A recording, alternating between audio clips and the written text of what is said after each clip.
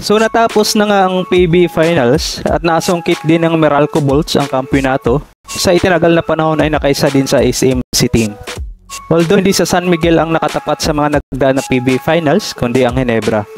Biruin nyo mga kabasket, 4 na beses silang biniguno ng Ginebra simula noong 2015 hanggang 2021 Governors Cup. Pero hindi man sa finals nila nabawian ng Ginebra ay tinalo naman nila sa semis.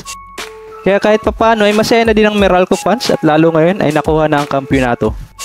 So imagine in 14 years sa liga ay matagal bago makuha ang inaasam-asam na kampyonato.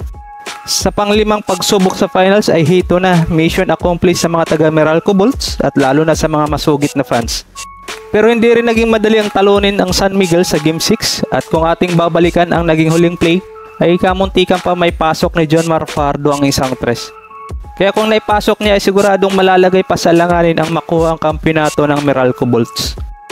Pero buti na lang ay hindi naipasok niya ba yung huling tira niya. So ayun, ay para talaga sa Meralco Bolts ang kampyonato ngayon. So sa likod ng pagkapanalo ng Meralco Bolts sa finals ay masayang-masayang ilang veteran sa kupunan. Dahil after a long years nila sa liga ay natikman din ang kampyonato sa PBA. Gaya nila Chris Newsome, Cliff Hodge at Chris Banquero. So matapos masungkit ang kampyonato ng Meralco Bolts ay ating matatandaan ang kanilang naging import nila noon na si Allen Durham na dating 3 times PBA Best Import ay agad nagpost sa kanyang pagbati sa pagkapanalo ng kanyang dating kupunan. Siguradong masayang-masayang dating import ng Meralco Bolts dahil sa wakas ay nakasungkit na din ng kampyonato ang kanyang dating kupunan.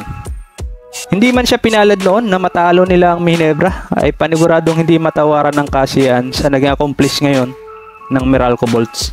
So pagkatapos nito ay maaaring maging masaya panoorin na naman ng PBA. Dahil kaya naman pala makipagsabayan ng ibang kupunan sa SMC team. Kaya isa rin itong naging rason kung kaya't kunti lang nanonood sa liga. Dahil given na lagi ang pagcha-champion ng mga SMC team. Hanggang sa muli mga kabasket, thank you for watching.